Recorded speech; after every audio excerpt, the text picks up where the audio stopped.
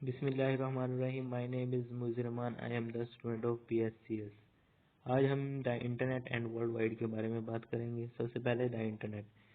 The internet is also called the net is world wide collection of networks that links millions of business, government agencies, educational institutes, and individuals.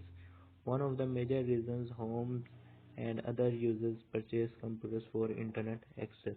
Internet एक जाल की तरह काम करता है। Internet दो या दो से ज़्यादा कंप्यूटर्स को आपस में जोड़े रखता है इंफॉर्मेशन शेयर करने के लिए। इंटरनेट की वजह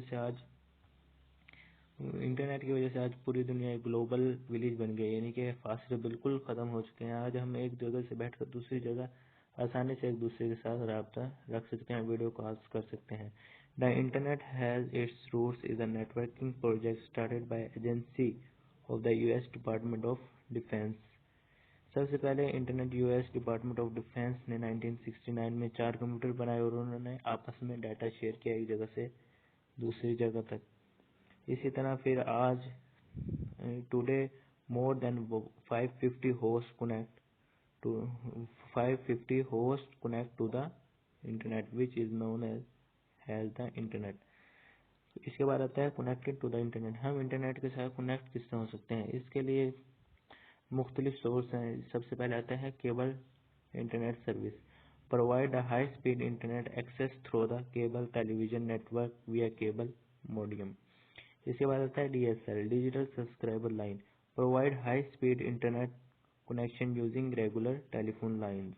इसके बाद आता है fibre to the premises, FTTP, uses fibre optic cables to provide the high speed internet to the home business. ये थोड़ा सा कॉस्टली होता है, ये अक्सर बिजनेस के लिए ज़्यादा इस्तेमाल किया जाता है। इसके बाद आता है fixed wireless, provides the high speed internet connection to the using dish shaped antenna on your houses or business communicate with the tower location via radio signals। इसके बाद आता है wifi. Wifi stand for wireless fidelity, network uses radio signals provide high speed internet connection to the wireless computers and devices। Wifi के बारे में तो सबको पता ही होगा। हर घर में तकरीबन वाईफाई या PTCL या कुछ और कंपनी, मुख्तलिफ किस्म की पाकिस्तान में कंपनियां हैं।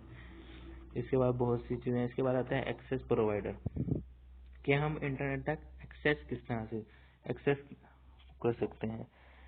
पाकिस्तान में तो ज़्यादातर सिम पे पैकेजेस के ज़रिए हम इंटरनेट एक्सेस हासिल कर सकते हैं। इंटरनेट में मुख्तलिफ किस्म के पैकेजेस लगा सकते हैं। कुछ बहुत ज़्यादा एक्सपेंसिव होते हैं, कुछ मीडियम होते हैं। जो इसके वाईफाई के भी मुख्तलिफ किस्म के पैकेजेस होते हैं। और ये सब आता है ISP यानी कि इंटर सर्विस प्रोवाइडर के इज अ रीजनल के under. ISP and ISP is a regional and national access provider। इसके बाद OSP stand for online service provider। फिर इसके बाद वायरलेस इंटरनेट सर्विस प्रोवाइडर। इसी तरह तमाम ये तीन कैटेगरीज के जरिए हम तक इंटरनेट एक्सेस होता है। How data and information travel to the internet.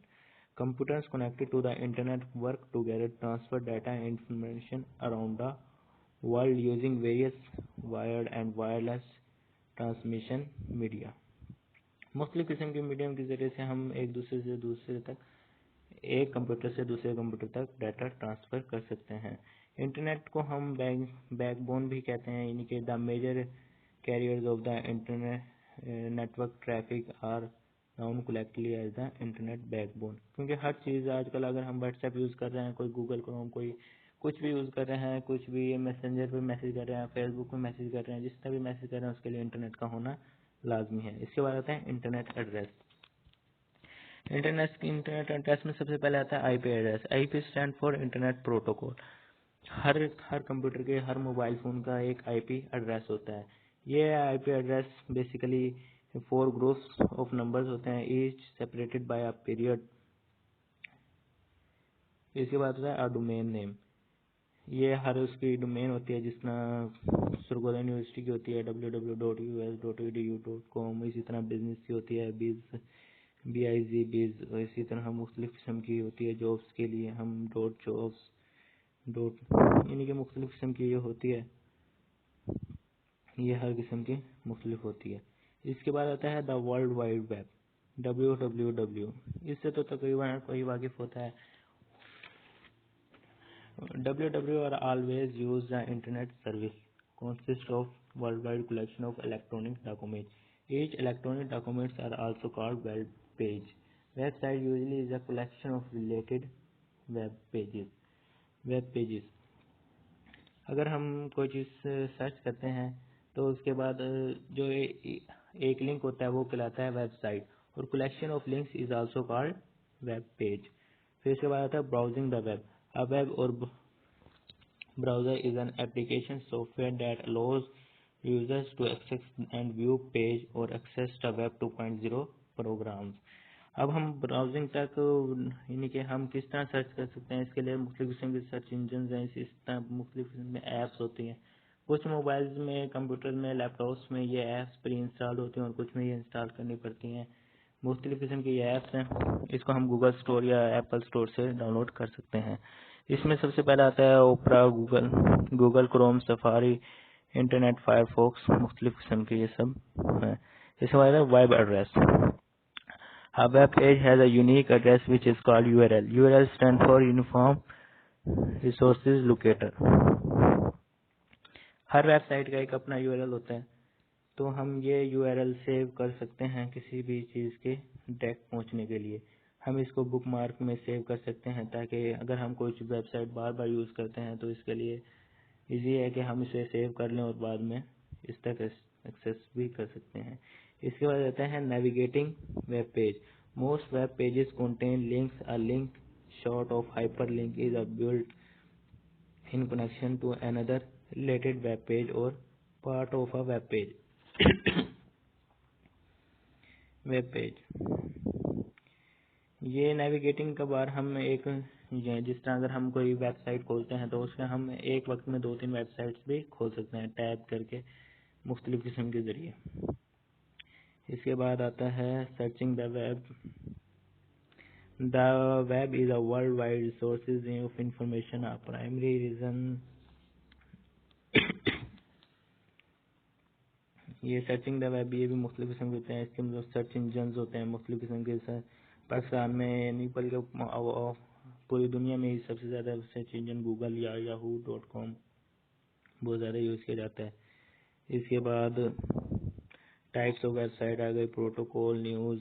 हम इसमें यानी कि जो सर्च कर सकते हैं वेबसाइट पे न्यूज़ वगैरह, ब्लॉग्स, कुछ भी वीडियोस, विकीपीडिया पे सब कुछ, यानी कि किसी भी चीज़ के बारे में इंफॉर्मेशन लेने के लिए हम इस्तेमाल कर सकते हैं। Online social network, Facebook, WhatsApp, बहुत ज़्यादा रिसोर्सेज हैं जहाँ से हम इंफॉर्मेशन हासिल कर सकते हैं। एजुकेशन, जिस तरह आजकल कोरोना की वजह से जूम पे हमारी क्लासेस होती हैं, इस तरह हम वेबसाइट्स पर जूम के ज़रिए हम मुख्तलिफ किस्म के ज़रिए क्लासेस ले सकते हैं। एंटरटेनमेंट, मूवी, वीडियो किसी भी किस्म की देख सकते हैं वेब पेज पर। इसके बाद आ जाता है ऑडियो सुन सकते हैं, वीडियोस देख सकते हैं वेब पेज पर, वेबसाइट्स पर। जैसे होता है वेब पब्लिशिंग। हम अपनी वेबसाइट को किस तरह पब्लिश कर सकते हैं, ये भी बहुत ईजी है, इसमें कोई मुश्किल काम नहीं है। तो ये हम थोड़ा सा इसके बारे में जान लेंगे। सबसे पहले हम एक वेबसाइट बनाएंगे। To plan a website, think about issues that could affect the design of the website. इसके बाद analyse and design the website. इसके बाद क्रिएट वेबसाइट। इसके बाद डिस्प्ले वेबसाइट। इसके बाद आ जाता है most important topic, e commerce. ये stand for electronic commerce. Basically e commerce का मतलब यही है कि ऑनलाइन चीज़ें बेचना। आजकल पाकिस्तान में बल्कि पूरी दुनिया में ही ऑनलाइन का बहुत ज़्यादा ऑनलाइन चीज़ें बेचना, क्योंकि कोरोना है ना, कोरोना की वजह से कोई घर से निकलते ही नहीं है, इसलिए वो ऑनलाइन ऑर्डर कर लेता है। जिस तरह ओलेक्स हो गया, अमेजोन हो गया, दराज से बहुत सारी चीज़ें मिल जाती हैं। इसी तरह फूड पांडा भी कह सकते हैं वैसे। इसी तरह other internet sources, email, electronic mail, इसके ज़रिए हम एक दूसरे तक मैसेज पहुंचा सकते हैं अपने। लेकिन इसके कुछ रूल्स एंड रेगुलेशंस भी होते हैं उसके लिए। ईमेल के ज़रिए हम मैसेज पहुंचा सकते हैं, कोई असाइनमेंट किसी सर वगैरह को सेंड करनी हो या फिर कोई ऐसा इम्पोर्टेंट मैसेज, हम इसे पब्लिकली और प्राइवेटली भी सेंड कर सकते हैं। इसके साथ मेलिंग लिस्ट, इंटरनेट मैसेजिंग यानी कि इंटरनेट पे हम message instant messaging is a real internet communication service and notifies, यानी कि मुख्तलिफ किस्म के हम मैसेज भी कर सकते हैं इसमें। यानी कि अगर इंटरनेट बहुत वाइड, इसके बारे में जितनी बात करोगे उतनी ही कम है। सबसे लास्ट पे आ जाता है नेटिकेट्स। नेटिकेट्स का मतलब होता है नेटिकेट्स दो लफ्ज का मजमूआ है, नेट और etiquettes. Net mean internet, etiquettes में मैनर। अगर हम जिस तरह हम कोई चीज़ भी यूज़ करते हैं तो उसके कुछ रूल्स एंड रेगुलेशन होते हैं, इस तरह इंटरनेट यूज़ करते हुए इसके कुछ रूल्स होते हैं। जिस तरह हमने गाली गलौच नहीं करनी, किसी को बुरा भला नहीं कहना, क्योंकि अगर हम व्हाट्सएप पर फेसबुक पर किसी को गाली गलौच करते हैं तो वो एक रिपोर्ट्स भी कर देते हैं, कोई अकाउंट वगैरह, उससे नुकसान होता है, डाटा को इफेक्ट होता है। इसी तरह ये हमारा लास्ट टॉपिक था नेटिकेट्स। उम्मीद है कि आपको समझ आ गया होगा, अगर नहीं आया तो कमेंट करके पूछ सकते हैं।